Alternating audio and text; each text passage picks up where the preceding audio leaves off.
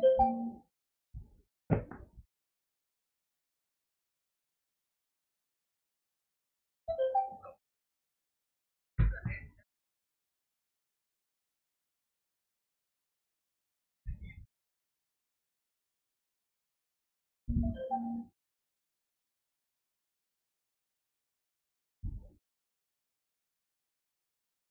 hello students.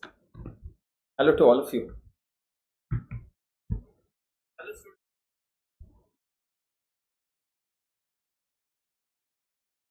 Okay. So, let us start with head, face, and neck today. Head, face, and neck. Good evening to all of you. What are important topics I can discuss? I'll try to finish this. Okay. Chalo, we'll start. Good evening. Good evening. So, now let us first understand the venous drainage of the face, the dangerous area of the face, and how the infection from the dangerous area spreads to the cavernous sinus. That's a very important short note for you. The dangerous area of face, you get clinical MCQs on this. Okay, so just try to understand this topic, the dangerous area of face. Yeah, Sarah, we'll see this later. We'll see the rest of the things later. Okay, fine. Okay, just concentrate. What are maximum I will be able to tell you, I'm trying. Okay, we'll start. Have a look at this.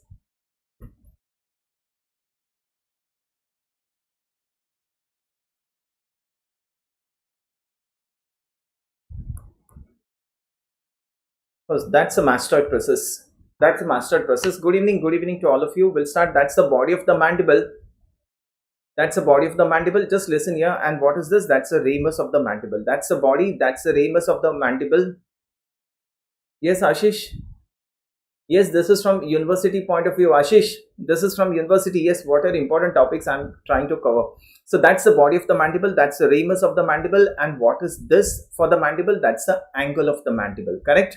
So this is the body. That's the ramus, and that's the angle of the mandible. Starting with venous drainage of the face. Have a look at this. We'll start. So there's a vein here above the orbit, named the supraorbital vein. And there's a vein which is coming from here. What is this vein? Known as the supratrochlear vein. Supratrochlear vein. So supraorbital and supratrochlear joins to form a vein here. What is this vein? It's formed at the medial angle of the eye, named the angular vein. Angular vein. Now this angular vein,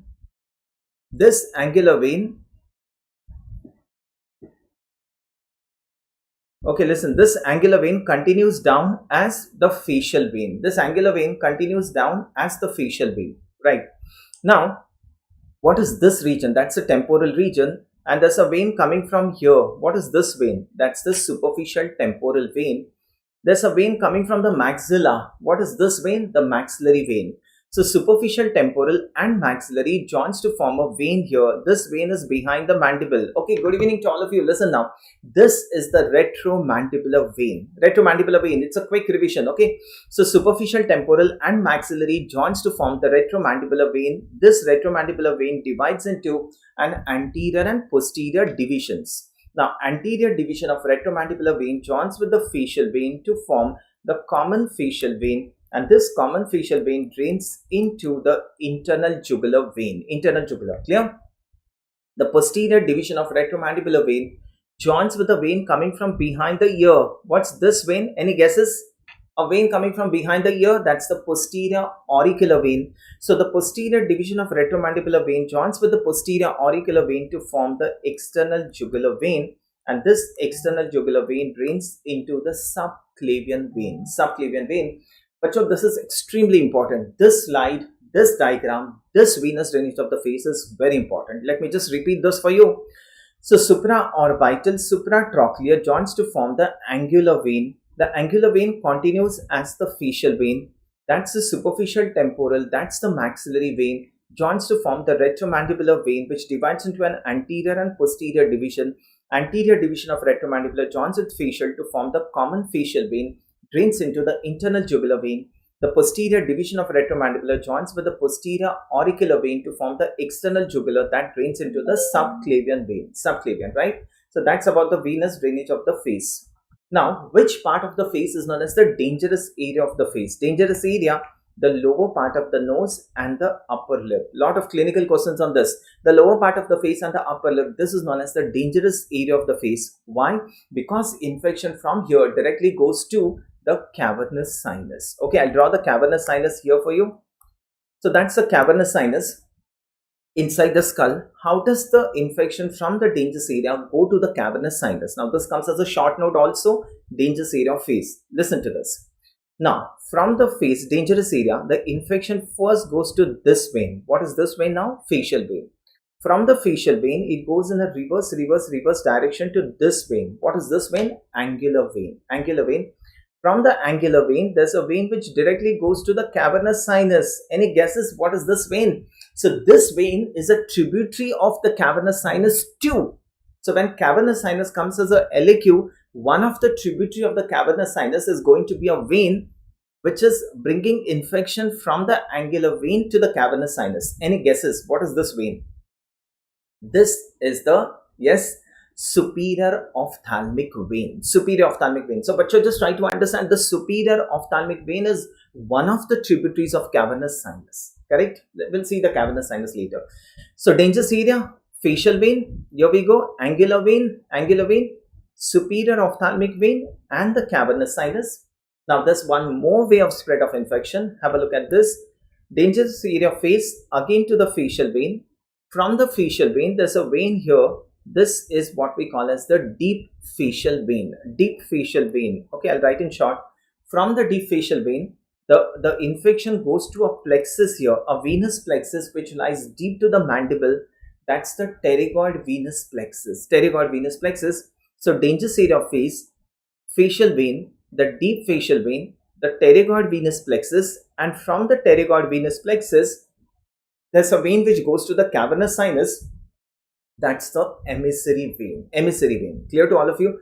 So that's how the infection goes to the cavernous sinus. Once again, dangerous area of face, the infection first goes to the facial vein. Now there are two ways of spread of infection. One, angular vein, superior ophthalmic vein, cavernous sinus. Second, deep facial vein, pterygoid venous plexus, emissary vein, and the cavernous sinus. I hope this is clear to all of you. So if this comes as a SAQ, dangerous area of face, you have to first write about the venous drainage of the face, label it very well, a good diagram, and then you write about the dangerous area, write how the infection from the dangerous area goes to the cavernous sinus. That is the SAQ for you. Okay, fine, students. So that's about the dangerous area of face and the cavernous sinus. Okay. Now, coming to the sensory nerve supply of the face. Sensory nerve supply of the face. Have a look at this slide once again. Okay, bacho, that's the body of the mandible. That's the ramus of the mandible. And what is this junction known as? Angle of the mandible. That's the angle of mandible. Now, students, let us understand the sensory nerve supply of the face. Another extremely important Viva question for you also. Sensory nerve supply of the face. Any guesses? The entire sensory nerve supply of the face is by whom? Yes, students. Sensory nerve supply of the face is by whom? Any guesses? The entire face sensory nerve supply is by, one moment, where is this gone? Okay.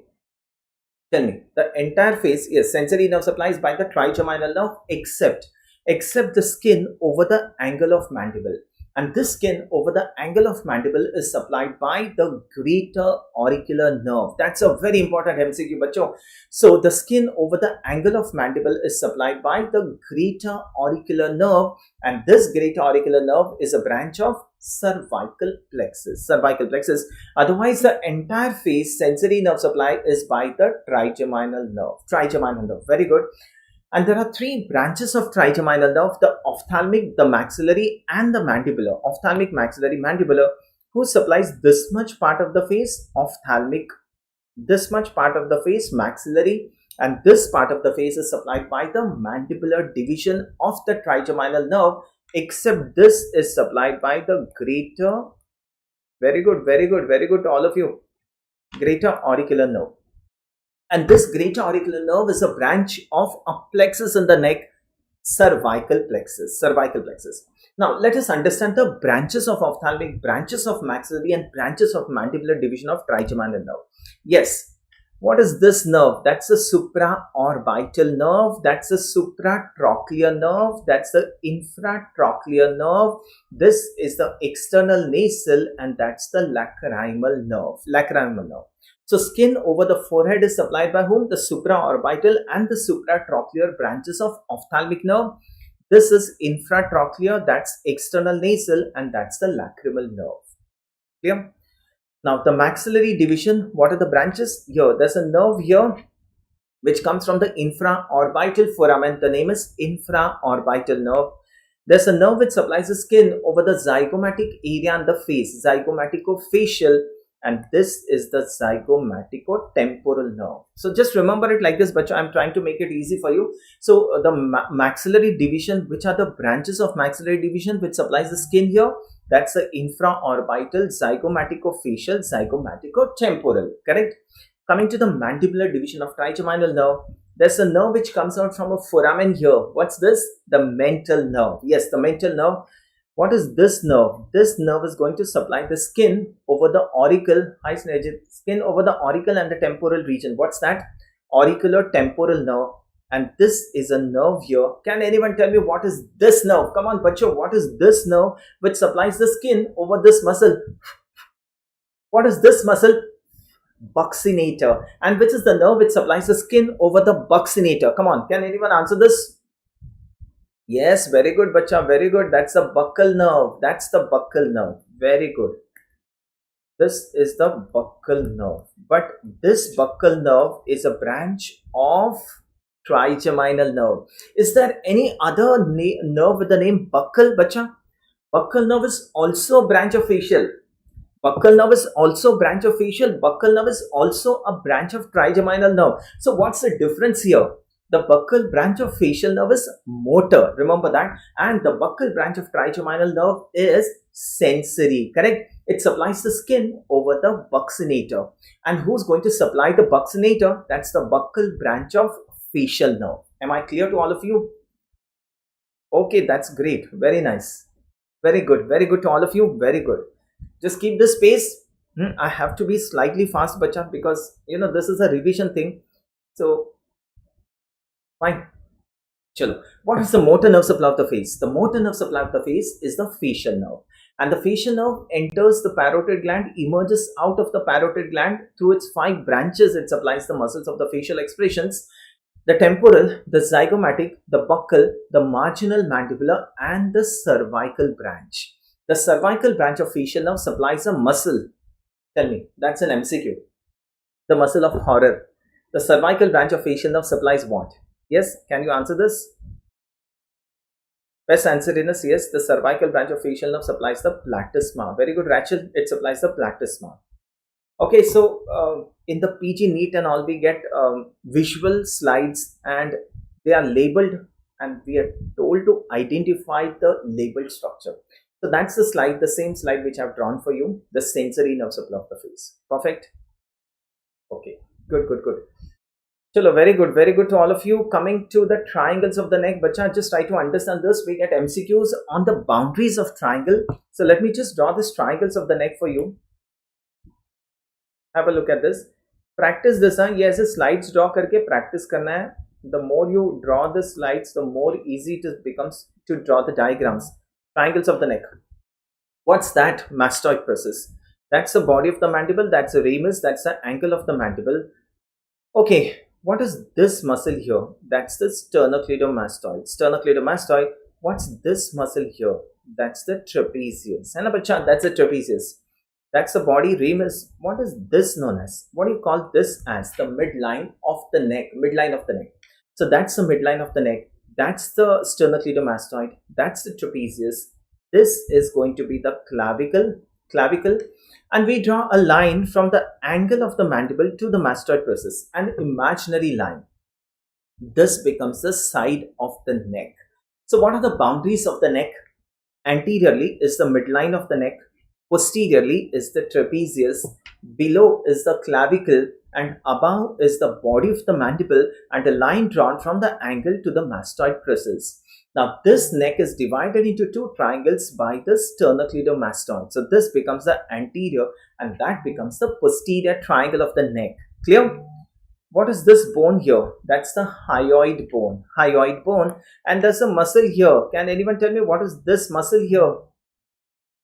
Yes, what is this muscle which has got two bellies? Come on, bacho. Yes, and one of the attachment of this muscle is on the superior border of the scapula near the suprascapular notch. Come on. What is this muscle? The omohyoid. Omohyoid. So which belly of omohyoid is attached to the scapula? The inferior belly of omohyoid, and the superior belly is attached to the hyoid bone. The moment it crosses the sternocleidomastoid, this is the superior belly and this is the inferior belly of omohyoid. This inferior belly divides the posterior triangle into further two triangles. This becomes the occipital triangle and this becomes the supraclavicular triangle, right? Occipital and the supraclavicular triangle. Perfect. Very good. Now there's one more muscle which has got two bellies. Can anyone help me to identify this muscle here? What's this? A muscle which has got two bellies here. That's the digastric. Very good. That's a digastric. So, oh, one moment. That's the digastric. So what is this belly of digastric? That's the anterior belly of digastric. And this becomes the posterior belly of digastric. The anterior and posterior belly of digastric. Clear? Fine. So that's the anterior and posterior belly of digastric. Can anyone tell me what is the nerve supply of anterior belly of digastric? Come on. A question open to you. Nerve supply of anterior belly of digastric. Come on, bacho. Answer this. What is the nerve supply of anterior belly of digastric? Any guesses?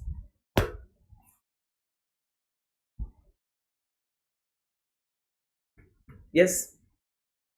Anterior belly of digastric is supplied by the mandibular nerve. By the mandibular nerve. Kya likha? Mandibular division of trigeminal nerve. Yes, very good. And the posterior belly of digastric is supplied by what? Any guesses here? The posterior belly of digastric is supplied by whom? The posterior belly of digastric is supplied by the facial nerve, right? The posterior belly of digastric is supplied by the facial nerve. Why? The anterior belly of digastric is derived from which pharyngeal arch? First pharyngeal arch. And the nerve of the first pharyngeal arch is the mandibular nerve. Hence, the anterior belly of digastric is supplied by the mandibular nerve. The nerve of the second arch is facial nerve. The posterior belly of digastric is formed in the second pharyngeal arch, hence supplied by the facial nerve. Very good, very good. See, everything has got an embryological answer for this. So be very clear when you answer the MCQs, right? Just one moment, and this gets hanged in between. So now can you tell me, I'll just point for you. What is this triangle? I'll just point here that, yes, what is this triangle? This triangle whose boundaries are anteriorly is the midline of the neck, above is the superior belly of omohyoid, and behind is the sternocleidomastoid. What is this triangle? Yes, this is the muscular triangle. Correct? This is the muscular triangle. Just one moment.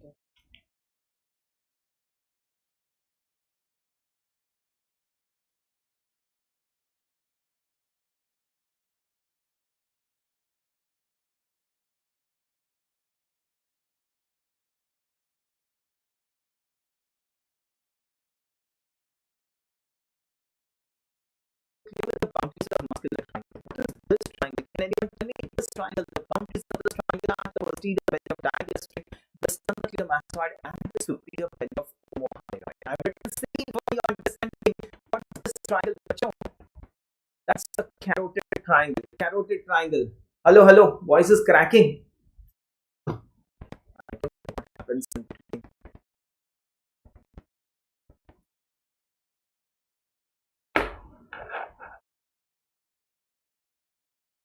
There's always some technical problem here. Okay, just one moment. Now see. Now just so what is this triangle here? Clear? Is it now clear? Rachel, clear now? Hello, hello. Just tell me. Fine. This is the posterior belly of digastric. That's the sternocleidomastoid, and that's the superior belly of omohyoid. So what is this triangle? That's the carotid triangle. Carotid triangle. That's correct.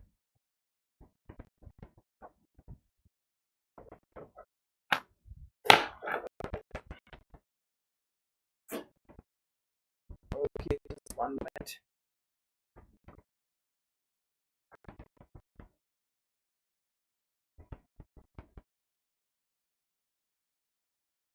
Just let me know now. Hello, hello, hello, hello. Yes. Okay, just let me know. Now let me know if the voice is clear. So that's the posterior belly of digestive, that's the sternum, that's the superior belly of omohyoid. So this is what we call as the carotid triangle. Carotid. The common carotid artery comes here. Yeah. The common carotid artery divided into two terminal branches, the external and internal carotid. The external carotid gives branches to supply the head and neck. Not clear? Just one moment. One moment.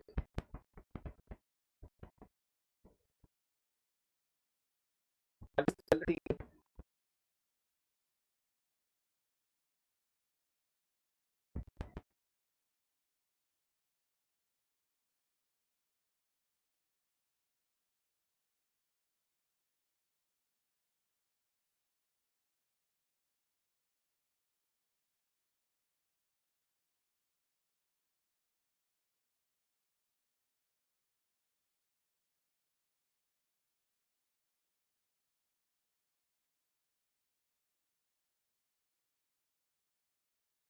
Okay, I told the team.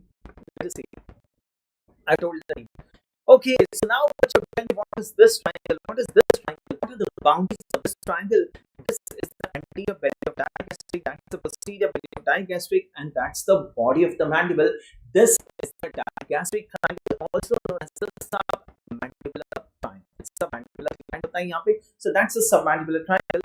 And what is this triangle? Anyone? What is this triangle? This is the submental triangle. Submental triangle. Audio is not clear. Oh, that's a submental triangle.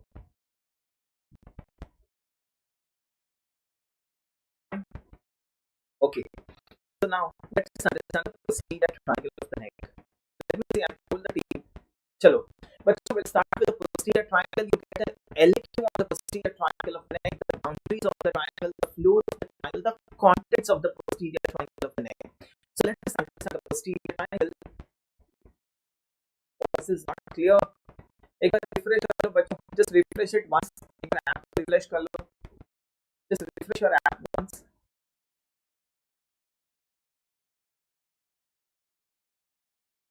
Just refresh all of you. It's not coming clear at all. Not clear. Just refresh your apps बच्चों.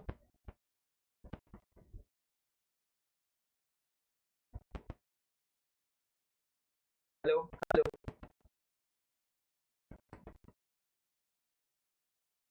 एक बार refresh कर लो फिर देख लो. I've told the team.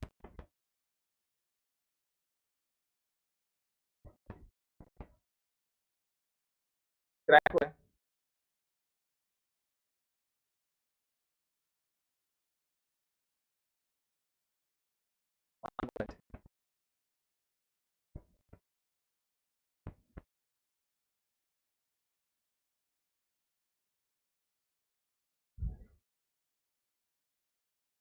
Hello, voice crack हो रहा है बहुत.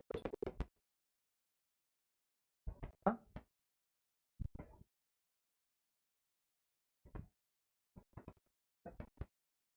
हाँ, माइक का केबल नहीं, मैं ऐसे ही बात कर रहा हूँ.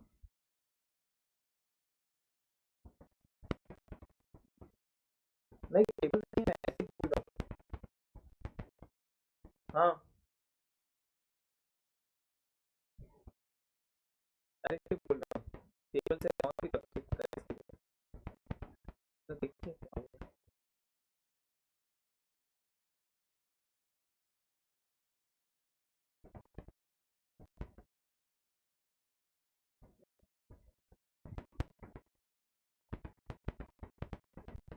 हाँ देखो. Now see question. Have a look at this now. Have a look. Okay, let's see. Now you tell me what is this. Now just let me know if it is cracking. Hello, is it cracking now?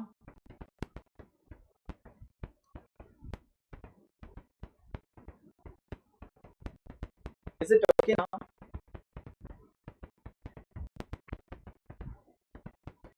Okay, so we'll start. What is this muscle? That's the sternocleidomastoid. That is sternocleidomastoid. What is this? That's the trapezius. That's the clavicle. So this is the posterior triangle of the neck. Posterior triangle of the neck. मैंने team को बोल दिया बच्चा. I've told the team. It is from.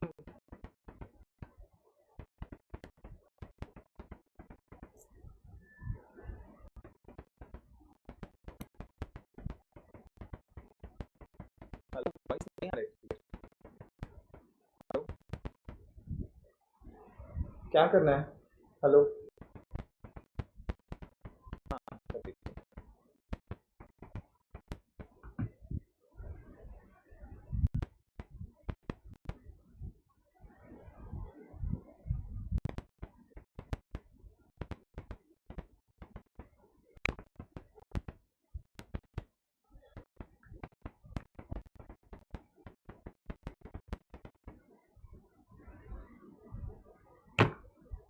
okay.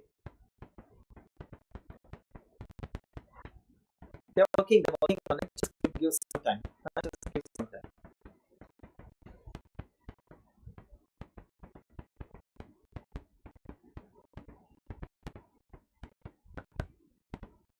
I can understand.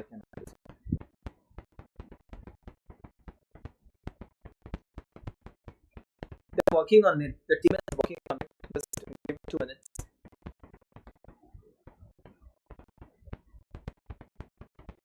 Is it okay now?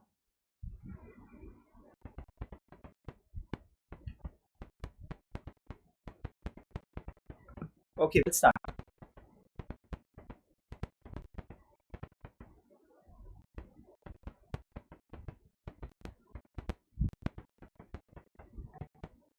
Fine, I'll continue. So, the boundaries of posterior triangle of the neck is clear to all of you. Posterior triangle of the neck boundaries are clear. Now, coming to the floor of the posterior triangle. What is the floor of the posterior triangle formed by? Let me just tell you this. This is number 1. Okay, that's number 1. That's number 2. That's number 3, 4, 5, and 6. Can anyone tell me what is number 1? Number 1 muscle is the splenius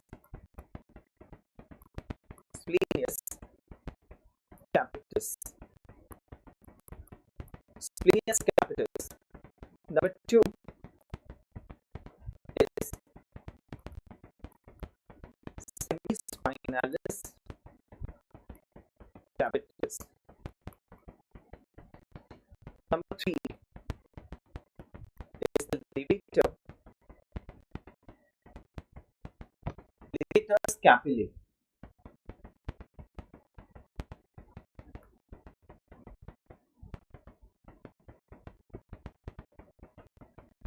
Okay, levator scapulae.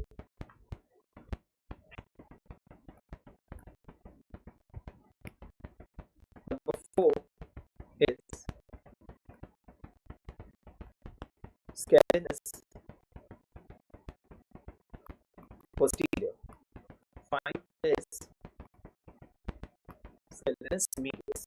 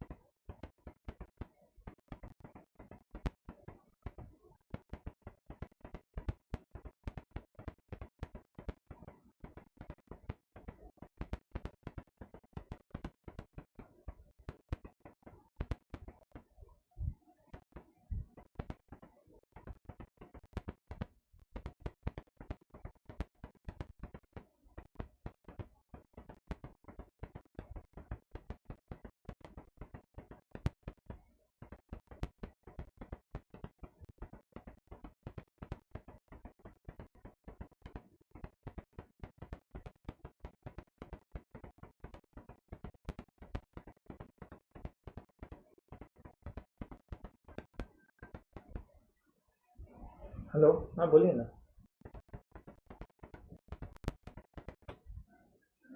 Mic लगाया नहीं है मैंने।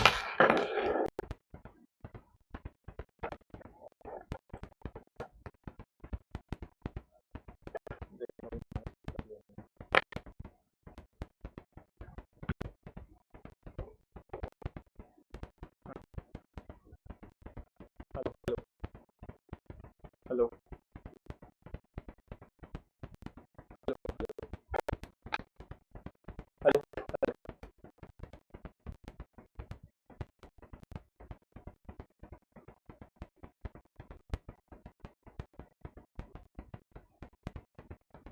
Hello hello. मैं audible? Hello hello.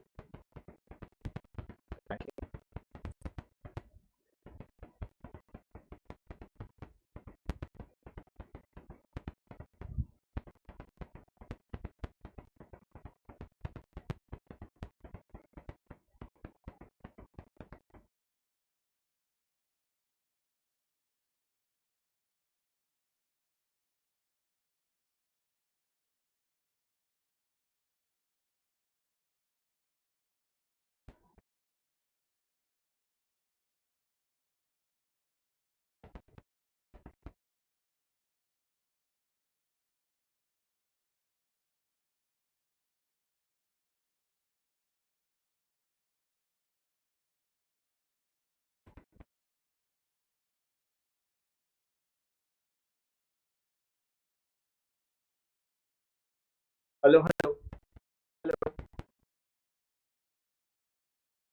Hello hello, clear है? Hello hello hello. Are you able to listen? Are you able to hear clear? Deepak, Pradeep, actually,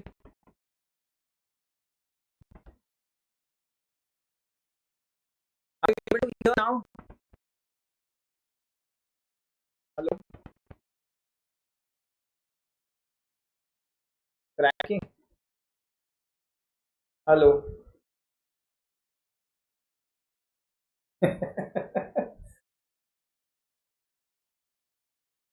यार इतना important topic है, इतना डिफिकल्ट टॉपिक है। Not clear.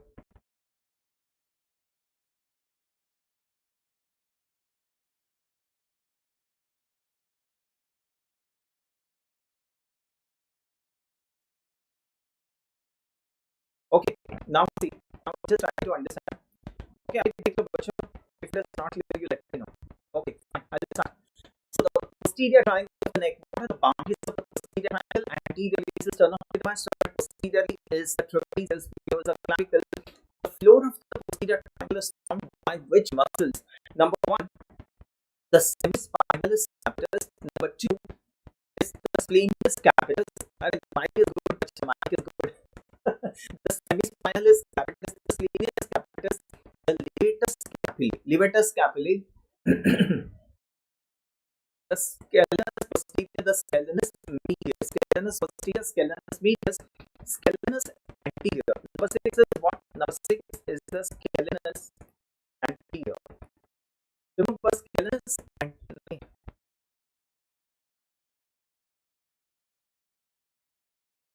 नहीं, अभी mic लगाया। Hello hello. क्यों? नहीं नहीं, पहले तो विदाउट माइक था। Now I put the mic. First I was talking without the mic. अभी माइक के साथ बात कर रहा हूँ।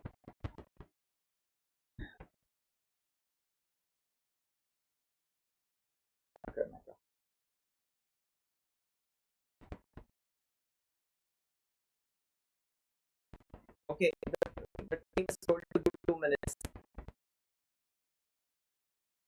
माइक अच्छा है बच्चों, माइक आएगा नहीं है। Mic is good.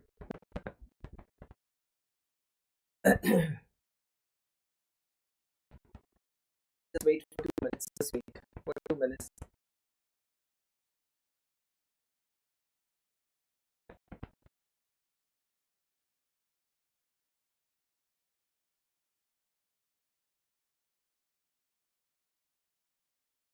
Just wait for 5 minutes. I'll have to stop this. Okay. So students, we are starting. Have a look. Is it clear now? Oh, one moment. Okay, bacho, clear now. I'm starting. Now is the voice clear to all of you? Sorry for the inconvenience. So, bacho, we are discussing the posterior triangle of the neck. Am I audible now? Okay. So, the boundaries of posterior triangle of the neck. This is the sternocleidomastoid. Sternocleidomastoid. This is the trapezius. Sternocleidomastoid, trapezius. This is the clavicle. Okay, sternocleidomastoid, trapezius, clavicle. The floor of the posterior triangle is formed by the floor of the posterior triangle is formed by, number one is the semispinalis capitis. The second is the splenius capitis. Number three is the levator scapulae. Fourth is scalenus posterior, and the next is scalenus medius. But scalenus anterior is not included in the floor of the posterior triangle. Remember, right? Hoga bachcho, hoga. Just wait, the batch will start. So scalenus anterior lies behind the sternocleidomastoid. So we do not include the scalenus anterior in the floor of the posterior triangle. So floor is formed by the semispinalis capitis, the splenius capitis, the levator scapulae, scalenus posterior and scalenus medius. And all these muscles present in the floor are covered by a fascia. What is this fascia known as? Can anyone tell me this? The muscles in the floor of the posterior triangle of the neck are covered by a fascia. What is that fascia? This fascia comes to lie in the floor of the posterior triangle of the neck. Any guesses? Bacho, what is this fascia known as? That's the prevertebral fascia. Yes, so the prevertebral fascia comes to lie in the floor of the posterior triangle of the neck. Okay, that's a prevertebral fascia. Investing nahi bacha, it's a prevertebral fascia which lies in the floor of the posterior triangle. Let me just draw a slide for you. Bacha, just have a look, try to correlate this. Try to correlate what we have read. Okay, what we have studied in the previous lectures. That's a first rib here. That's a first rib here. What is this tubercle on the first rib? That's a manubrium sterni. That's the body of the sternum. My dear children, come on, tell me, what is this tubercle on the first rib? We have seen the first rib in the previous lecture. What is this tubercle on the first rib? Yes. That's the scalene tubercle. Very good, bacha. And there is a muscle which begins from the transverse processes of the cervical vertebrae. A muscle which comes and gets inserted on the scalene tubercle of the first rib. That's the scalenus anterior. A muscle which begins from the transverse processes of the cervical vertebrae comes and gets inserted on the second rib on the posterior aspect. That's the scalenus medius. A muscle which goes to the second rib, not to the first rib but attached to the second rib. What's that? Scalenus posterior. So scalenus posterior is attached to the second rib. Now we go up in a sequence. What is this muscle? Any guesses, bacha? What is this muscle? This is the levator scapulae. This is the splenius capitis, and this is the semispinalis capitis. Okay. What is this muscle here? Can anyone tell me what is this muscle here? Trapezius. And what is this muscle here? That's the sternocleidomastoid. So where are we now? We are in the posterior triangle of the neck. Are you able to correlate all this? So now we are in the posterior triangle of the neck. The floor of the posterior triangle is formed by, one is the semispinalis capitis, splenius capitis, levator scapulae, scalenus posterior, and scalenus medius. The scalenus anterior does not lie in the floor of the posterior triangle, correct? Now, bacho, can you tell me who's this behind the manubrium sterni? That's the arch of aorta. And what is this branch? What is this artery which arises from the arch?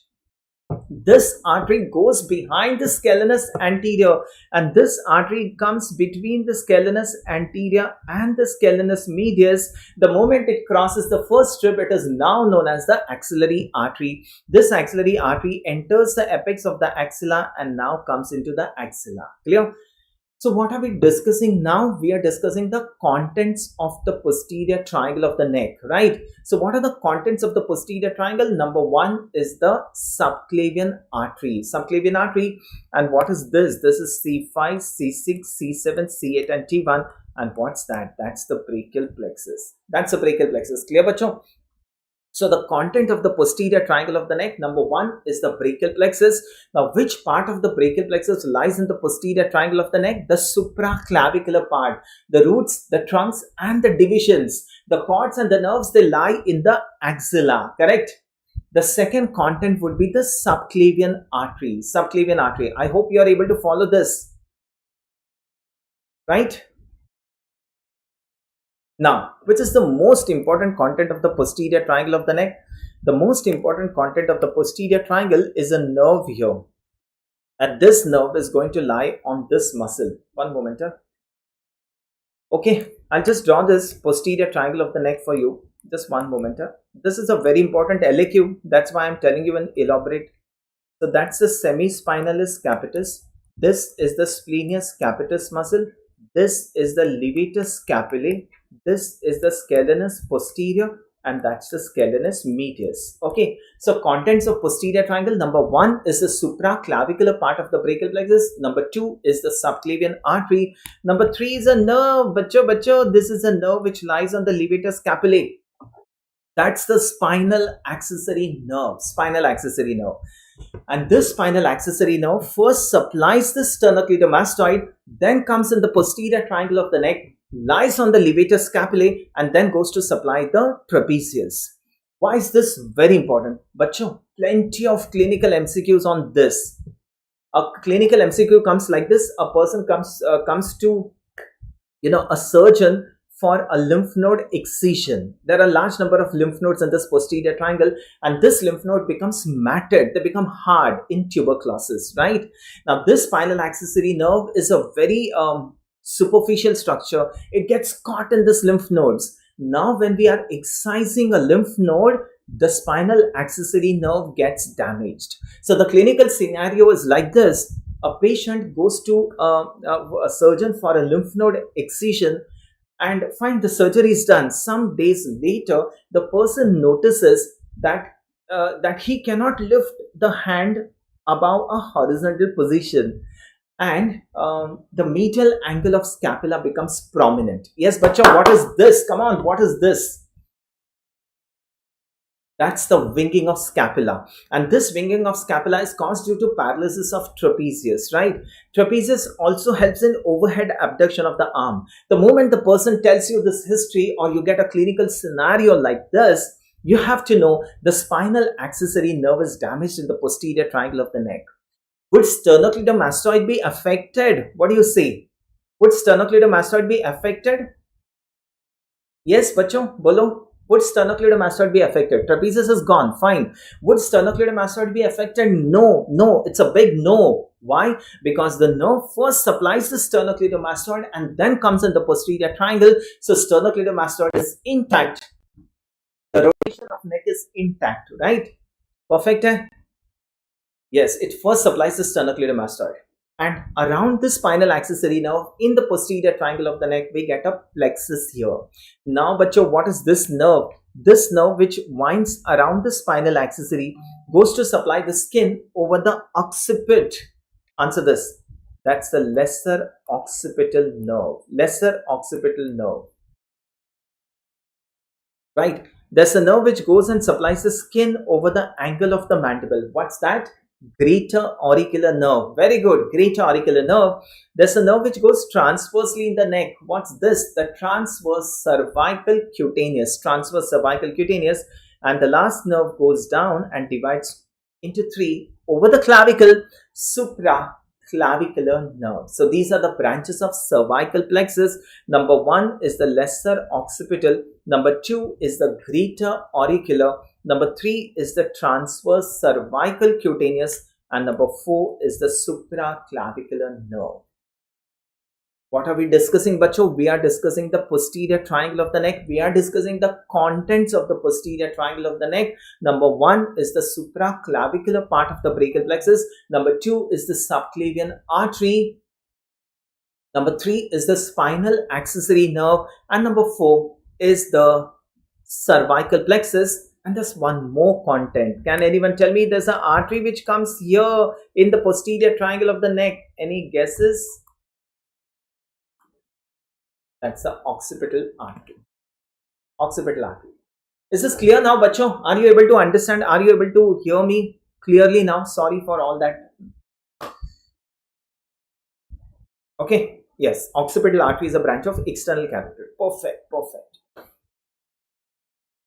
So the roof of the posterior triangle would be formed by the skin, superficial fascia. There's a deep fascia of the neck which comes to line the roof. Any guesses? The prevertebral fascia lies on the floor. There's something which lies in the roof. What is that? That's the investing layer of the deep cervical fascia. That's the investing layer of the deep cervical fascia. Okay, so roof mein kya hai? Skin, superficial fascia, investing layer of the deep cervical fascia. There's a vein here. There's a vein which runs vertically down. What's that vein? Any guesses? There's a vein which runs here, and if there's a cut here, there are chances of air embolism, because this vein is prevented from retracting by the investing layer of the deep cervical fascia. Bacha Saran, just give me 2 minutes. So the vein is external jugular vein, and if air enters into the external jugular vein, there are chances of air embolism. Just remember that. Yes, very good. And we get the branches of cervical plexus, the same contents of cervical plexus and the nerves. They are going to supply the skin, so they would come to lie in the roof of the posterior triangle. Yes, Saran Bacha. Winging of scapula is caused due to paralysis of two muscles. One is serratus anterior, one is trapezius. Fine. How do we know that this is paralysis due to, this is winging due to paralysis of serratus anterior, or this is paralysis, winging due to paralysis of trapezius? Anyone? Anyone? How do we know this? The moment the person comes to you, you are sitting in the clinic and the person is at rest and still there's a winging of scapula. This is due to paralysis of trapezius. So winging at rest, that's paralysis of trapezius, and we tell the person to go and push the wall. So the moment the person pushes the wall, there's a winging. That's due to paralysis of serratus anterior. So winging on attempting movement, serratus anterior. Winging at rest, trapezius. Clear? Saran, clear? A very important MCQ to all of you, the posterior triangle of the neck. Remember all this? And Bacho, just tell me if this is, this is a very important MCQ. So what is this floor covered with? This floor is covered with the prevertebral fascia, right? And when this brachial plexus and the subclavian artery are going to pierce the prevertebral fascia and get out, the same prevertebral fascia is going to enclose the brachial plexus and the axillary artery in the axilla. It is now known as, any guesses? It is now known as axillary sheath. That's the MCQ. Very good, Madhav. Very good. Afan, very good. Afan, yes. Excellent. So axillary sheath is derived from, that's the MCQ, a very important MCQ. The axillary sheath is derived from, your answer is the prevertebral fascia. Prevertebral fascia. Excellent. Very nice. Very good, Bacho. Very good. Oh, coming to the anterior triangle, before we come to this, anterior triangle in the muscular triangle, I don't have that slide. Just name the muscles in the muscular triangle. A muscle which begins from the sternum to the hyoid, the sternohyoid. A muscle which begins from the sternum to the thyroid, the sternothyroid. Sternothyroid, the thyrohyoid, and the omohyoid. So what are the muscles present in the muscular triangle? The sternohyoid, sternothyroid, from the thyroid to the hyoid, thyrohyoid, and the omohyoid.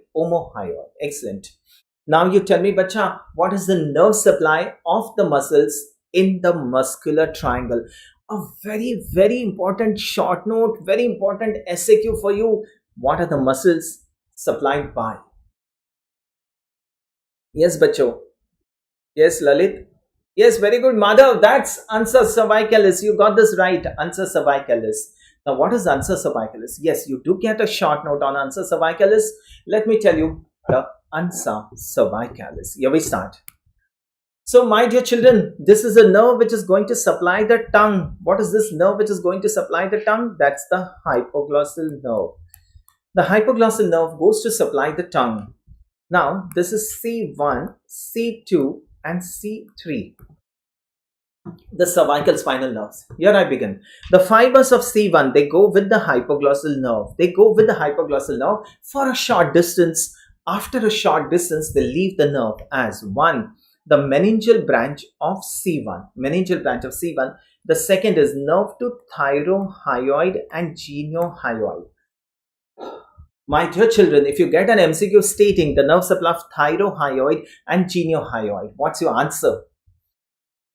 The nerve supply of thyrohyoid and geniohyoid, yes, is C1. But sure, it's C1. The nerve supply of thyrohyoid and geniohyoid, that's a very important MCQ. That's C1. So here I begin once again for you. The fibers of C1, they go with the hypoglossal nerve. After a short distance, they leave the nerve as one, the meningeal branch of C1. Second is nerve to thyrohyoid and geniohyoid. And the third branch is descending down from the hypoglossal nerve. And this is what we call as the descending hypoglossi. Descending hypoglossi, or this is what we call as the superior root of Ansa cervicalis. That's the descending hypoglossi or the superior root of Ansa cervicalis. From C2 and C3, we get a nerve, we get a branch which is descending down, and this is what we call as the descending cervicalis, or this is known as the inferior root of Ansa cervicalis. The inferior root of Ansa cervicalis, that's the superior root of Ansa cervicalis, and both this would join to form the Ansa cervicalis. That's our Ansa cervicalis. So how is the Ansa cervicalis formed? It's formed by the superior root, which are the branches of C1, and the inferior root, which comes from C2, C3. Together, they join to form the Ansa cervicalis, and we get branches from this Ansa cervicalis. This is the nerve to sternohyoid, sternothyroid, inferior belly of omohyoid, and the superior belly of omohyoid. I hope this is clear to all of you, bacho. So what does the Ansa not supply? Which strap muscle does the Ansa not supply? A very important MCQ. Take it from me. This will come in your MCQ, Vivas. So which is the muscle which is not supplied by Ansa? That's a thyrohyoid. Thyrohyoid. Okay, Ansa cervicalis supplies sternohyoid, sternothyroid, inferior belly and the superior belly of omohyoid. The muscle not supplied by Ansa cervicalis is thyrohyoid. Thyrohyoid is supplied by C1. C1. Clear? Very good, very good. This Ansa cervicalis lies on something. Answer. Ansa cervicalis lies on what? Ansa cervicalis lies on. Any guesses? Yes, Lalit, clear hai na bacha? Ansa cervicalis lies on the carotid sheath. Very good, Madhav. Very good, Vinay. It lies on the anterior wall of carotid sheath. Very good, Nandini. Very good, Shri. It lies on the anterior wall of carotid sheath. Excellent. Very good. Very good. Anterior wall of carotid sheath. Clear, bacha? Ansa cervicalis is clear. You draw very good diagram. Put the diagram in a bracket. Label on the outside of the bracket. Write the name of the diagram. The moment the examiner sees this beautiful diagram that you've drawn, no need to read the theory also, you get very good marks. Excellent. Your representation is very important. Okay, bacho, that's clear. So, parotid gland is another very important LAQ for you. Parotid gland has got three surfaces. This is the superficial surface. Here, one surface. What is this surface? Can anyone tell me what is this surface that I'm shading for you now? What is this surface? That's the anteromedial surface, and there's one surface which I'll draw it like this for you. That's the posteromedial surface. That's a posteromedial surface. So three surfaces for the parotid gland. One is the anteromedial surface, one is the posteromedial surface, and the third one is the superficial surface. It's like this. It's like a triangle. Three triangles brought together. So this is the superficial surface, that's the anteromedial surface, and that's a posteromedial surface. Now, What is this border, bacha? This becomes the anterior border for the gland. This becomes the posterior border, and that becomes the medial border for the gland. The medial border is related to the trachea and the esophagus. The anterior border is related to the branches of facial nerve, and that's the posterior border. Clear? So, what are the capsules of the parotid gland? Capsules of the parotid gland. One is the true capsule, the other one is the false capsule. The true capsule is formed by the condensation of the connective tissue around the gland. The false capsule is formed by, any guesses? Any guesses, bacha? The false capsule for the parotid gland is formed by investing layer of the deep cervical fascia. Very good. The investing layer forms false capsule for two glands. One is the parotid, the other one is the submandibular gland. Right? Fine. And for the thyroid, who forms the false capsule? The pretracheal fascia. Pretracheal fascia. The true capsule for any gland is formed by the condensation of the connective tissue around the gland. Right? So, what are the relations of the anteromedial surface? Okay, see, how do you remember this, bacha? How do you remember this? I'll just make a slide for you. Okay, that's the body, that's the ramus of the mandible, that's the sternocleidomastoid. Okay, so that's a sternocleidomastoid. Just put the parotid gland right here. That's how the parotid gland is. So the anteromedial surface would be related to the ramus of the mandible. The ramus of the mandible, there's a muscle here which is attached to the ramus, to the angle of the mandible outside. Can anyone tell me what is this muscle which is attached to the angle of the mandible on the outer aspect? Any guesses? Parietodomassetic fascia investing layer se banta hai. Yes, bacha, investing layer. So this is the masseter muscle,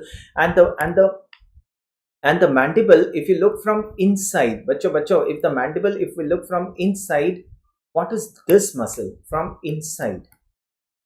Any guesses? What is this muscle? Lateral pterygoid nahi hai. Which is the muscle attached to the angle of the mandible on the inner aspect? On the inner aspect, that's not lateral pterygoid, that's medial pterygoid. Bacho, are you clear? That's a medial pterygoid muscle. Buccinator nahi hai, bacha. So just remember one thing, to the angle of the mandible, outside is masseter, inside is the medial pterygoid muscle. So the anteromedial surface of parotid gland would be related to the ramus of the mandible, the masseter and the medial pterygoid muscle. The posteromedial surface would be related to this muscle. What is this now, bacha? That's a sternocleidomastoid. Along with the sternocleidomastoid is the posterior belly of digastric.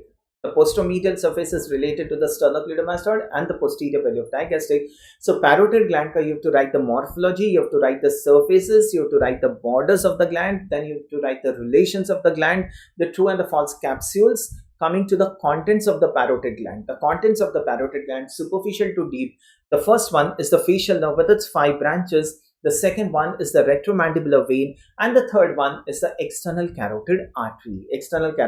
Clear? So facial nerve, the retromandibular vein, and the external carotid artery becomes the contents of the parotid gland.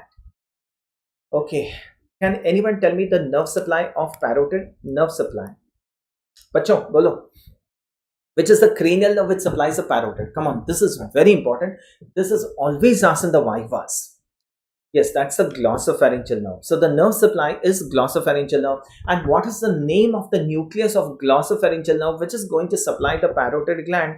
That's the inferior salivatory nucleus. The name of the nucleus of the glossopharyngeal nerve which supplies the parotid gland is the inferior salivatory nucleus. From here we get the tympanic branch. Just excuse me for the writing. I'm writing it fast. Tympanic branch of glossopharyngeal nerve. Tympanic branch of glossopharyngeal nerve is known as, that's an MCQ for you, bacho. Come on, tympanic branch of glossopharyngeal nerve is known as, any guesses?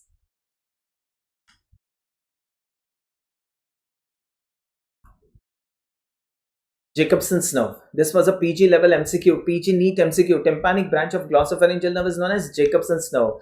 From the tympanic branch of glossopharyngeal nerve joins with the sympathetic plexus and forms. Very good, Subhajit, Snehjit. Tympanic plexus. Can anyone tell me where is this tympanic plexus located? Where is the tympanic plexus located? The question is open to all of you. Come on, answer. You should know this. The tympanic plexus is located where? Yes, on the medial wall of middle ear. Very good. That's known as promontory. The medial wall of middle ear is known as promontory. On the promontory, we get a plexus, the tympanic plexus. From the tympanic plexus, we get a nerve here. That's a lesser petrosal nerve. The lesser petrosal nerve goes to a ganglion. That's a otic ganglion. And from the otic ganglion, that's a parotid gland. Yes, and who carries this fibers to the parotid gland? This is via auriculotemporal nerve. That's via the auriculotemporal nerve. Yes, neat aspirant, just listen to this. Okay, this is the this is the first year MBBS revision lecture. Okay, clear? So who carries the postganglionic fibers from the otic ganglion to the parotid gland? Bacho, that's the auriculotemporal nerve. No, the auriculotemporal nerve does not supply the parotid. The auriculotemporal nerve just carries the fibers from the otic ganglion to the parotid gland. The parotid gland is supplied by, your answer, glossopharyngeal nerve. Just remember this. When the examiner is asking the parotid gland ka nerve supply, students say auriculotemporal nerve. No, it is glossopharyngeal nerve. Is this clear to all of you? Auriculotemporal nerve just carries the fibers from the otic ganglion to the parotid gland. Hello, bacho, clear hai? I'll proceed. Just remember this, and this pathway is very important. You get nerve supply of parotid gland as a short note also. Nerve supply of parotid as a short note also. Okay, coming to the muscles of mastication. Okay, muscles of mastication, bacha, muscles of mastication here, just identify this muscle here. The first muscle here is temporalis. That's that's phrase. Yes, what is phrase syndrome? When there's a lesion of the skin over the parotid gland, when there's a lesion, when there's an injury of the skin over the parotid gland, there's a mixing of fibers. There's a mixing of fibers of the auriculotemporal nerve with the greater auricular nerve. So the fibers of auriculotemporal nerve gets mixed with the fibers of greater auricular nerve. The greater auricular nerve also supplies the sweat gland. So now when there's a mixing of fibers, when a person salivates, that means when a person is having food, the person starts to get sweating of the skin over the parotid gland. And this is what we call as phrase syndrome. Phrase syndrome. So what is phrase syndrome? It's the sweating of the skin over the parotid gland during salivation. That's phrase syndrome, and this is due to mixing of two fibers, the auriculotemporal nerve which supplies the parotid gland, which carries fibers to the parotid gland, with the greater auricular nerve which is going to supply the sweat gland. Am I clear? Perfect. Very good. So the muscles of mastication here, that's temporalis, that's masseter. Yes, clear. Very good. Temporalis, masseter. Two more muscles of mastication. What is this? This is the medial pterygoid, and that's the lateral pterygoid. Okay.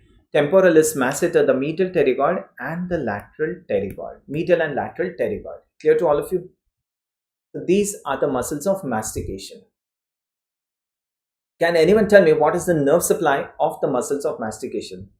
The nerve supply of muscles of mastication. Any guesses? Yes, bacho. Very good, very good. Very good to all of you. What is the nerve supply of the muscles of mastication? Arey Ayush, just wait now, Ayush, just listen to the lecture. What are you typing since a long time? Okay. Okay, come on, bacho. Tell me. What is the maxillary? Nahi hai, Jay. It's not maxillary now, bacha. What is the nerve supply of the muscles of mastication? The nerve supply of the muscles of mastication is mandibular nerve. It's mandibular nerve. Okay, just remember mandibular nerve. If you say, that's fine. If you are very specific, it is the anterior division of mandibular nerve. The anterior division of mandibular nerve supplies the masseter, the temporalis, and the lateral pterygoid. The masseter, the temporalis, and the lateral pterygoid, this is supplied by the anterior division of mandibular nerve. And who's going to supply the medial pterygoid? Anyone? Who's going to supply the medial pterygoid? Any guesses? Yes, any guesses? Bacho, medial pterygoid is supplied by what? Bacho, medial pterygoid is not supplied by facial nerve. No. It is supplied by the mandibular nerve only. But which division of mandibular nerve supplies the medial pterygoid? Any guesses? It is the trunk of mandibular nerve. Very good. It's the trunk of mandibular nerve, not posterior division. The trunk of mandibular nerve supplies the medial pterygoid. Okay, just remember this much for now. It's the trunk of mandibular nerve.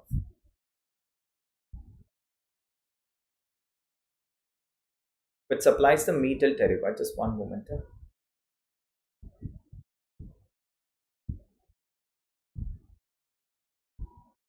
Okay, clear? Clear? And why are the muscles of mastication supplied by the mandibular nerve? Because the muscles of mastication are derived from the first pharyngeal arch. First pharyngeal arch, yes. The muscles of mastication are supplied by the first pharyngeal arch. And which is the nerve of the first pharyngeal arch? The nerve of the first pharyngeal arch is mandibular nerve. And hence, muscles of mastication are supplied by the mandibular nerve.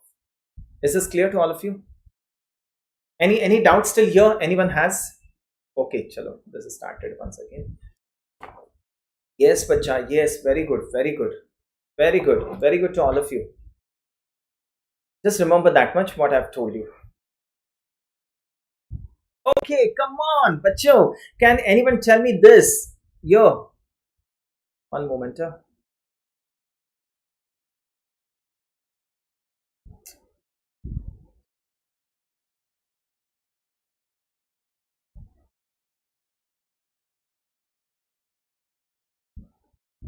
Okay, can you see this? Okay, sorry for that. Chalo, let us start. Let us start.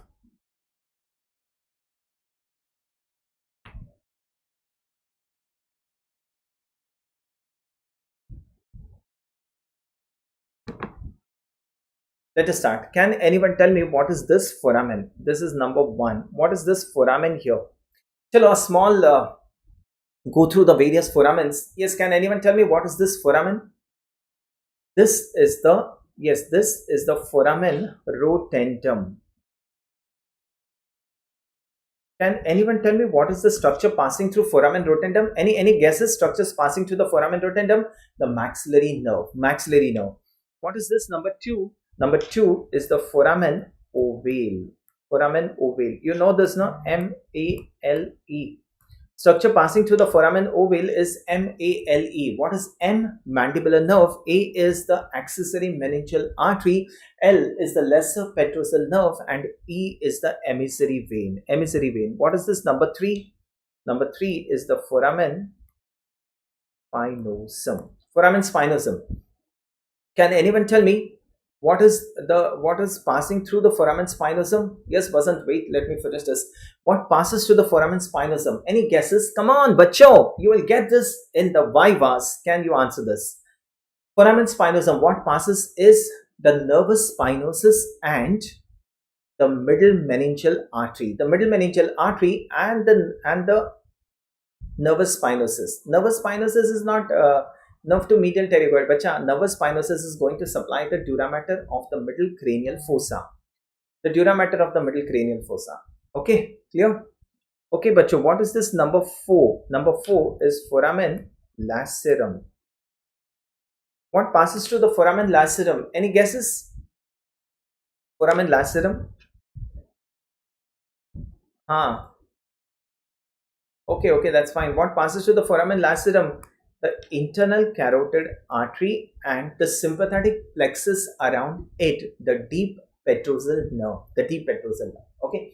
So foramen lacerum, internal carotid artery, and the deep petrosal nerve. What is this foramen? Can anyone tell me what is this foramen? Come on, bacho. What is this foramen? We want this. Number 5. That's the petrous part of the temporal bone. And there's a foramen in the petrous part of the temporal bone. What is that known as? The internal acoustic meatus. Internal acoustic. Jugular nahi hai bacha. Jugular is this. This number 6 is jugular foramen. Internal acoustic meatus. Internal acoustic meatus hai bacha. Vinay, what passes to the internal acoustic meatus? The 7th nerve, the 8th nerve, and the labyrinthine artery. The 7th nerve, the 8th nerve, and the labyrinthine artery passes to the internal acoustic meatus. Number 6 is the jugular foramen. Yes, what passes to the jugular foramen? Jugular foramen ke 3 compartments hai. Any guesses here, my dear children? Jugular foramen has got an anterior compartment, a middle compartment, and a posterior compartment. See, if this is asked in the vivas, no? If this is asked in the vivas, what passes to the jugular foramen? You have to be very specific, bachcho. The jugular foramen is divided into 3 compartments, anterior, middle, and posterior. What passes to the anterior compartment is the inferior petrosal sinus. Inferior petrosal sinus. What passes to the middle compartment is the 9th, 10th, and 11th cranial nerves. And what passes to the posterior compartment is the sigmoid sinus. Sigmoid sinus. Bulb of internal jugular vein or the sigmoid sinus. That's fine. Anything is fine. Inferior petrosal sinus, middle compartment is 9th, 10th, 11th cranial nerves, and the posterior compartment is the sigmoid sinus. Clear hai bacha? What is this foramen magnum and what is this foramen here? Number 7. Can anyone tell me what is this number 7? There's a foramen here on either sides. That's the hypoglossal canal. That's the hypoglossal canal. It is also known as the anterior condylar canal. Hypoglossal canal or the anterior condylar canal, and what passes to it? The hypoglossal nerve. Hypoglossal nerve. Very good. Excellent, bacho. Very good, very good, very good. Very good to all of you. What is this? Can anyone tell me what is this structure? That's the superior orbital fissure. And what are the structures that pass through the superior orbital fissure? The 3rd nerve, the 4th nerve, the 6th nerve, and the ophthalmic division of trigeminal nerve. This superior orbital fissure. What passes is the 3rd, 4th, and 6th nerve, and the ophthalmic division of trigeminal nerve, which later divides into lacrimal, frontal, and nasociliary. Lacrimal, frontal, and nasociliary. Very good. Yes, very good, very good. Come on, bacho. Can you tell me what is this now? That's a cavernous sinus. Cavernous sinus. What are the various dural venous sinuses? Okay, let me just tell you this. A LAQ for you, a very important LAQ. Now, the dura mater, the outermost meninges, that's the dura mater. And the dura mater splits into 2. One layer goes close to the skull. That's the end ostial layer of dura mater. The other layer goes close to the arachnoid mater. That's the meningeal layer of dura mater. So the dura mater splits into an endosteal layer and a meningeal layer enclosing a space between it. This space is known as a sinus, and this space is filled with venous blood. We call this sinus is therefore as the dural venous sinus. You get LAQ on like this. Enumerate the dural venous sinuses, describe the cavernous sinus, right? So how are the dural venous sinuses formed? By the splitting of the dura mater. And which are the various dural venous sinuses? The paired and unpaired. The paired dural venous sinuses are, number 1 is the cavernous sinus. Number 1 is the cavernous sinus. What is this sinus? What is that sinus? This is the sphenoparietal sinus. Number 2 is the sphenoparietal sinus. Number 3 is the superior petrosal sinus. Number 4 will be here like this. That's the inferior petrosal sinus. Number 5 is the transverse sinus. And the transverse sinus then becomes number 6. That's the sigmoid sinus. Sigmoid sinus.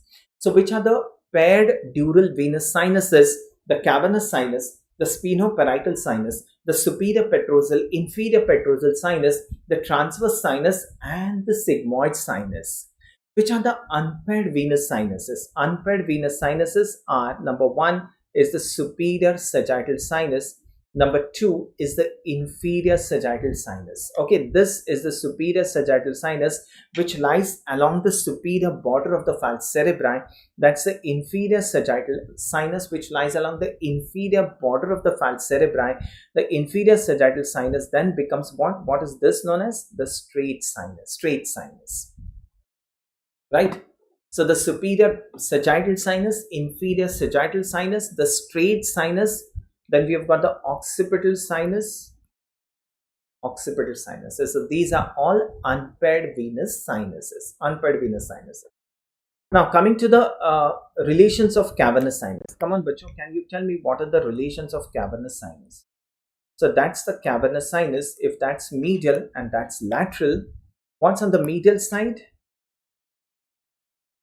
What is this? Any guesses? On the medial side is the pituitary gland, and that's a sphenoidal air sinus. On the medial side is the pituitary gland and the sphenoidal air sinus. On the lateral side, any guesses? What are these structures? The third nerve, the fourth nerve, the ophthalmic, and the maxillary nerve. In the floor lies the sixth nerve and the internal carotid artery. They line the floor of the cavernous sinus, the sixth nerve and the internal carotid artery. And what's in the roof? Optic chiasma. Okay, bachcho. So this becomes the relations of the cavernous sinus. So when you write about the cavernous sinus, you write the extent of cavernous sinus, how the cavernous sinus is formed. Then we write about the relations. In the lateral wall is the third nerve, the fourth nerve, the ophthalmic division and the maxillary division of trigeminal nerve. On the medial side is the pituitary gland and the sphenoidal air sinus. In the floor is the sixth nerve and the internal carotid artery, and the roof is the optic chiasma. Clear? Then we write about the tributaries of cavernous sinus, we write about the draining channels of the cavernous sinus, and finally we write about the applied anatomy, the dangerous area of the face, and how does the infection go to the dangerous area. There occurs cavernous sinus thrombosis. There's a pulsating exophthalmos. The eyeball pulsates with the heartbeat. Pulsating exophthalmos. Tributaries of cavernous sinus, when we talk about tributaries, are one from the orbit. I'll just tell in shorter, orbit. One from the meninges and one from the brain. From the orbit, from the meninges and from the brain. Okay, one is from the orbit, one is from the meninges, and the third one is from the brain. From the orbit, what are the tributaries of cavernous sinus? The superior ophthalmic vein, the inferior ophthalmic vein, the central vein of retina. From the meninges, the tributary is the sphenoparietal sinus. And from the brain is the superficial middle cerebral vein and the inferior cerebral vein. These are the tributaries of cavernous sinus. Clear? Yes, very good, Madhav. Ankit. So from the orbit, the superior ophthalmic vein, the inferior ophthalmic vein, and the central vein of retina. From the meninges, the sphenoparietal sinus, and from the brain is the superior. Yes, clear to all of you. Inferior cerebral vein and the superficial middle cerebral vein. And then you write about the draining channels and finally the clinical anatomy of the cavernous sinus. Clear hai bachcho? Thoda sa fast I'm going. Okay. Chalo. Something about the pharynx. The circular muscles of the pharynx, the longitudinal muscles of the pharynx. What is this muscle? That's a superior constrictor, that's a middle constrictor, that's an inferior constrictor muscle of the pharynx. Pharynx doesn't come as an LAQ, it comes as SAQ, or you get MCQs on this. So between the superior constrictor and middle constrictor, there's a gap. Between the middle constrictor and inferior constrictor, there's a gap. And above the superior constrictor, there's a gap, which is known as, any guesses? What is the gap above the superior constrictor of the pharynx known as? We'll stop after some time. Thoda sa hai, we'll finish this. Snehjit, thoda sa hai. 2 topics hai aur we'll finish this. Bacho, just 10 more minutes, I'm finishing. What is the gap above the superior constrictor known as? Come on, the sinus of Morgagni. And what are the structures which pass through the sinus of Morgagni? One is the eustachian tube. This is very important. The second one is the levator palati muscle. Levator palati muscle. Third is the ascending palatine artery. Ascending palatine artery. And fourth is the palatine branches of, yes, ascending pharyngeal artery. This you should know. This you should know. Structures passing above the superior constrictor, structures passing through the sinus of Morgagni. Number one is the eustachian tube. Number two is the levator palati. Number three is the ascending palatine artery. And number four is the palatine branches of ascending pharyngeal artery. Clear? What passes between the superior and the middle constrictor? Between the superior and middle constrictor passes the glossopharyngeal nerve and the stylopharyngeus muscle. Glossopharyngeal nerve and the stylopharyngeus muscle. Between the middle and the inferior constrictor, what passes between the middle and inferior constrictor is the internal laryngeal nerve and the superior laryngeal vessels. Internal laryngeal nerve and the superior laryngeal vessels. And what passes below the inferior constrictor? Below the inferior constrictor passes the recurrent laryngeal nerve and the inferior laryngeal vessels.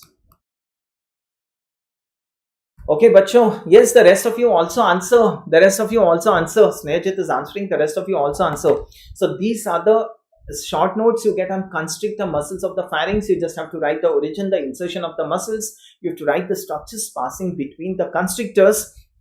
This also comes in vivas, MCQs. Clear to all of you? Structures passing above the superior constrictor, between the superior and the middle constrictor, between the middle and the inferior constrictor, and below the inferior constrictor. What is the nerve supply of this constrictor muscles of the pharynx? All the constrictor muscles of the pharynx are supplied by the pharyngeal plexus, except the cricopharyngeus part of inferior constrictor. We have got superior constrictor, middle constrictor, inferior. Inferior constrictor के दो parts होते हैं, the thyropharyngeus part and the cricopharyngeus part. So the superior constrictor, the middle constrictor, and the thyropharyngeus part of inferior constrictor are supplied by pharyngeal plexus. The cricopharyngeus part of inferior constrictor is supplied by the external or the recurrent laryngeal nerve. External or the recurrent laryngeal nerve. Just remember this, bacho. This is very important. This comes as LAQ, SAQ for you. Come on, bacho, coming to this topic, middle ear. Just a last topic I'll tell you. Middle ear. You have to write the extent of middle ear. You have to write the relations of the middle ear. So that's the roof, that's the floor, that's the anterior wall, that's the posterior wall. This is the medial wall, and the lateral wall we have removed. The lateral wall हमने निकाल दिया. The lateral wall is the eustachian, is the tympanic membrane. So the lateral wall of the middle ear is the tympanic membrane. Coming to the anterior wall. In the anterior wall of the middle ear, what do we get? Haan, bacha? Yes. In the anterior wall of middle ear, we get this is the eustachian tube, and that's the tensor tympani muscle. Eustachian tube and the tensor tympani muscle. Tongue bolta bacha? Center. I'll tell you about the tongue center. Wait. So the tensor tympani and the eustachian tube present in the anterior wall. In the lower part, the anterior wall is separated from the internal carotid artery. Internal carotid artery. Yes. So anterior wall, we get the eustachian tube, the tensor tympani muscle. In the lower part, we get the internal carotid artery and the sympathetic plexus. Posterior wall, what is this? Number one, that's the additus to the mastoid. Number two, that's the pyramidal eminence on the posterior wall to which the stapedius muscle is attached. So posterior wall, we get the additus to the mastoid, the pyramidal eminence to which the stapedius is attached, and we get this nerve on the posterior wall, that's the facial nerve. Okay. The medial wall of middle ear. What is this elevation known as? What is this elevation in the middle wall of middle ear known as? Promontory. On the promontory, what is this plexus, bacha? That's the tympanic plexus. Tympanic plexus. This is what we call as the oval window, which is closed by the footplate of stapes. This is what we call as the round window, which is closed by the secondary tympanic membrane. This is the prominence of facial nerve, which we call as the facial canal. And this is the prominence of, the semicircular canal. Semicircular canal. So the medial wall of middle ear shows an elevation, that's the promontory. On the promontory, we get the tympanic plexus. Then we get the oval window, which is closed by the footplate of stapes. We get a round window, which is closed by the secondary tympanic membrane. We get the prominence of facial nerve, that's the facial canal, and we get the prominence of lateral semicircular canal. That's the medial wall of middle ear. The floor of the middle ear, we get the internal jugular vein. In the floor of the middle ear, we get the internal jugular vein, and in the roof is formed by the petrous part of the temporal bone. Petrous part of temporal bone. Okay, so you have to write about the middle ear, the various relations of the middle ear, the roof, the floor, the anterior, posterior, the medial and the lateral walls. The nerve supply of the middle ear is the glossopharyngeal nerve. The glossopharyngeal nerve supplies the middle ear. Glossopharyngeal nerve, supplies the middle ear. And then you have to write about the applied anatomy of middle ear. The infection of the middle ear is known as otitis media. Otitis media, it can be sudden, that is known as acute otitis media, or it can be a long-standing chronic otitis media. If there's an otitis media, it can spread in all the direction. The otitis media can go up, it can enter the skull, it can damage the brain. Okay, it can go behind into the mastoid, cause mastoiditis. It can go via the eustachian tube into the nasopharynx. If it goes down, it will cause tubular venous thrombosis. If it breaks the tympanic membrane, it comes out through the external ear. वो tensor टिम्पानी wind करके जाता है. It winds and it goes around. When a processus cochleaformis होता है, okay, there's a small process which is known as processus cochleaformis, around which the tensor tympani turns and gets inserted into the handle of malleus. Okay, so you have to write this about the middle ear, and just one small topic here left, the tongue. So when you get the tongue, you have to write about the oral surface of the tongue, the superior surface, the inferior surface. You have to write about the various papillae of the tongue, how the tongue is divided into anterior 2/3 and the posterior 1/3. On the anterior 2/3, you get various papillae, the foliate, the fingiform, the filiform, and the circumvallate papillae. The posterior 1/3 of the tongue is a lymphoid tissue. There are plenty of lymphoid follicles here, so the posterior 1/3 acts as lymphoid tissues. Okay, the anterior 2/3, you get large number of papillae there. Epithelium is stratified squamous keratinized epithelium. On the inferior surface of the tongue, you get this in the center, that's the frenulum. On either sides, you get lingual veins here. Lingual veins, that's the inferior surface of the tongue. Okay, that's the frenulum linguae. You get the lingual veins, and you get a structure like this, which is known as plica fimbriata. Then you write about the muscles of the tongue, the intrinsic muscles of the tongue, the extrinsic muscles of the tongue. Intrinsic muscles of the tongue are, one is the superior longitudinal muscle, inferior longitudinal muscle, the vertical muscle like this, and this muscle which goes transversely, that's the transverse muscle. So muscles, intrinsic muscles of the tongue, superior longitudinal, inferior longitudinal, vertical and transverse. They alter the shape of the tongue. The extrinsic muscles of the tongue, which are the extrinsic muscles? Anyone? The extrinsic muscles of the tongue are styloglossus, palatoglossus, genioglossus, hyoglossus. Styloglossus, palatoglossus, genioglossus, hyoglossus. Anything else left?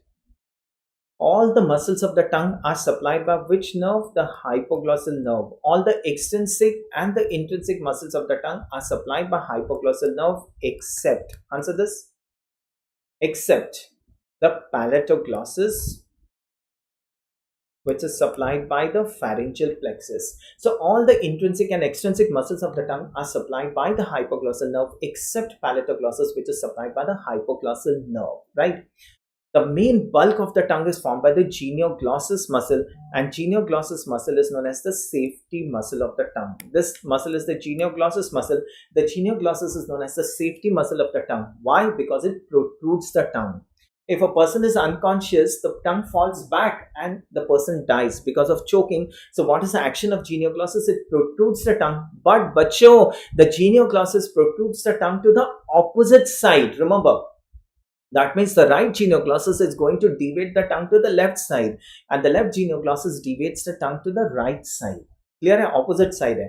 So if there's a lesion of the right hypoglossal nerve, suppose if the right hypoglossal nerve is damaged, the right genioglossus is paralyzed, the left genioglossus becomes powerful, and the left genioglossus pulls the tongue, deviates the tongue to the right side. Clear? So in lesions of hypoglossal nerve, the tongue is deviated to, come on, answer.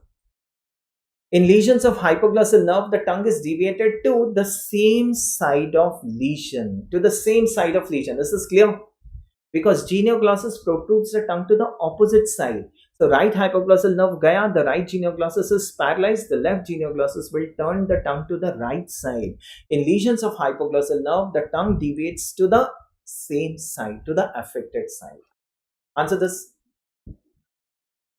Paralysis of genioglossus causes, person wrong nahi hai, Snehajit. Paralysis of genioglossus causes paralysis of right, suppose, sorry. Fine. Right genioglossus, okay. fine. Paralysis of right genioglossus causes deviation of tongue to the right side. Deviation of tongue to the right side. Clear? Paralysis of right genioglossus causes deviation of tongue to the right side, Snehajit.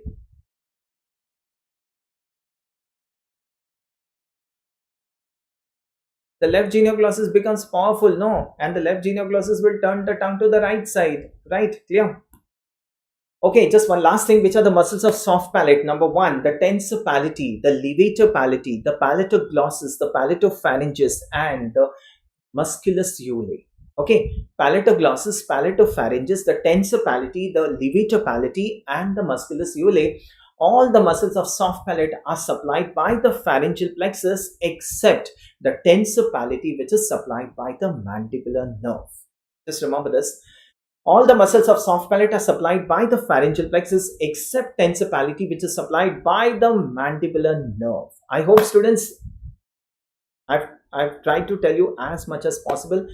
Thank you to all of you, bacho. If you have any doubts, do get back to me. Okay, so next Tuesday, this Tuesday, we'll be having the next lecture. Okay, thank you to all of you. Thank you. Have a very patience. Have a good night, and thank you for a patient listening. Thank you. See, I have to go fast because now there are so many topics. And this is a revision session. This is a revision session. एक बार बच्चों पढ़ के आओगे ना? Thank you to all of you.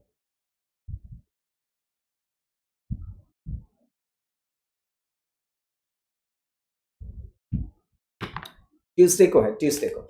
Thank you, my dear children. Thank you once again.